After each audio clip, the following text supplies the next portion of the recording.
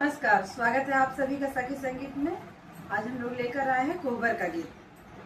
सिकिया चिराता दुलालो भाई गईले हो चला सुबावा मोरे देसे हो चला सुबावा मोरा देसे हो कैसे